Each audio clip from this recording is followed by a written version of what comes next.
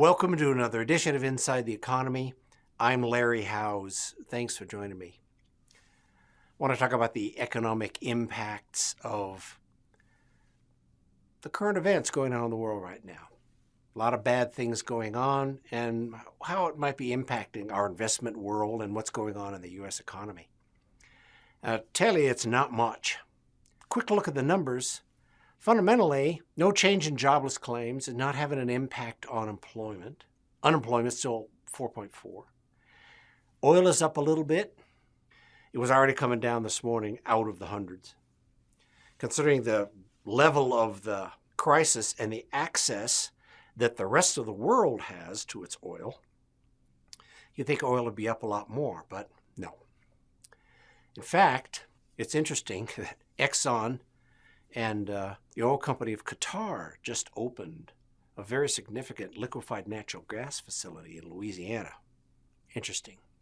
The interest rates went up a little bit. Not much.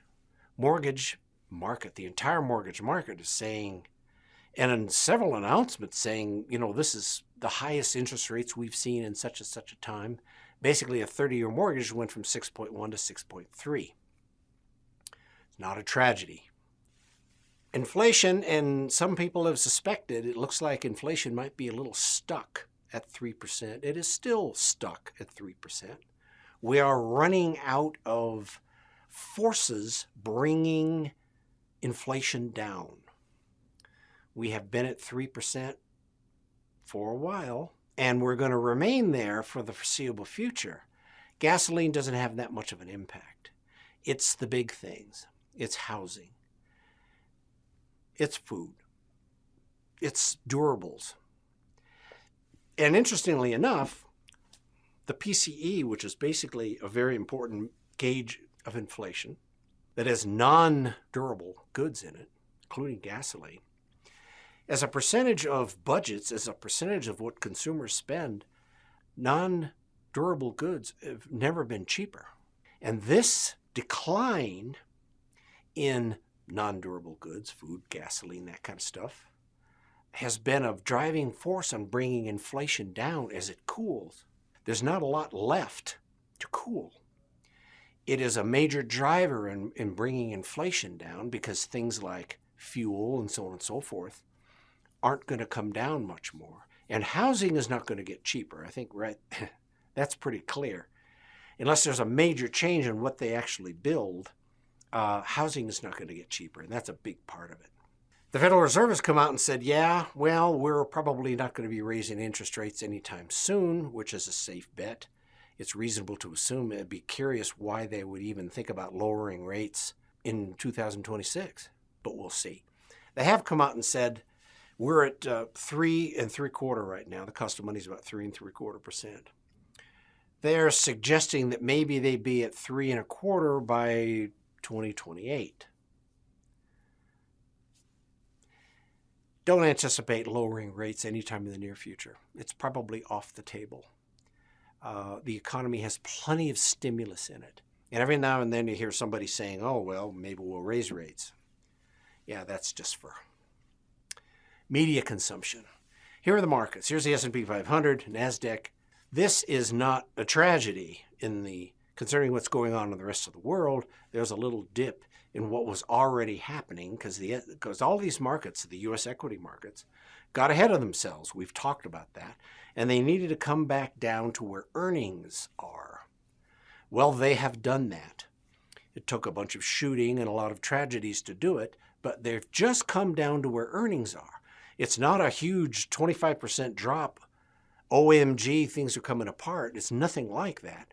It is bringing valuations down where they belong, which ultimately is certainly not bad news. The S&P 500 just crossed the 200-day moving average. Some of the media will tell you, nothing ever happens good when this happens. Well, that's fundamentally wrong. I'll tell you what's going on in the markets right now. Everybody's setting up their buys. We've got some corrections. We've dropped down to a point where it's sort of significant in the technical side of the market, and the buying is going to start. Barring some huge, weird event, a bad event, it'd probably have to be a bad event, the market is going to start buying itself and probably has a fairly positive 12-month outlook going forward because earnings are still growing. And if you look how the safe haven, you always want to check what the safe haven is when things go bad.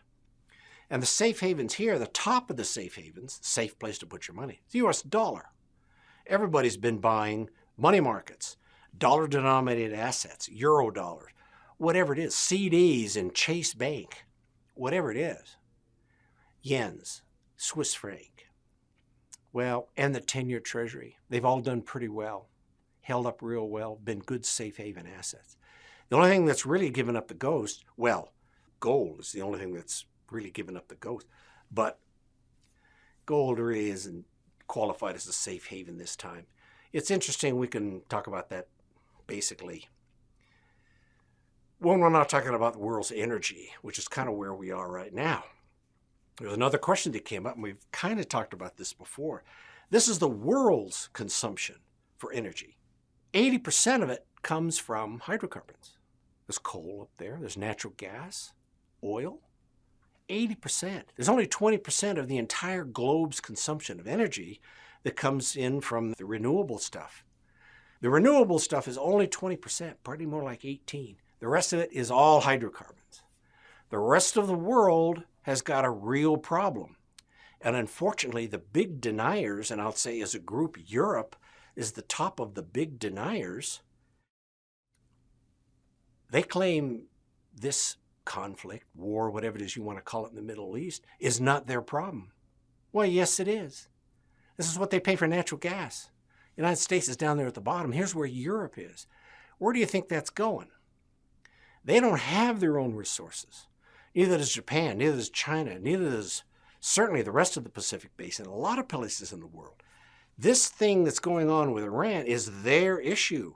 This administration is just trying to solve it for them. Probably and hopefully for the last time. The energy business is moving to the Western Hemisphere. Venezuela, the US, I mentioned Qatar and Exxon putting a huge LNG business, and they're not the only one. Anyway, the fundamentals of what's going on in the investment market right now are not bad. The issues in the private debt market are not bad. Those are retail problems, nothing significant. There isn't anything that I would view as bad news or worrying about on the investment or economic side. It's just the U.S. is too strong right now. There's too much money. Well, I wouldn't say too much money, but there's a lot of money here. So that's pretty much enough for now. There isn't much else going on. Obviously, send questions along to info@SHJ Wealth Advisors. I'm happy to deal with it. And thanks for joining me.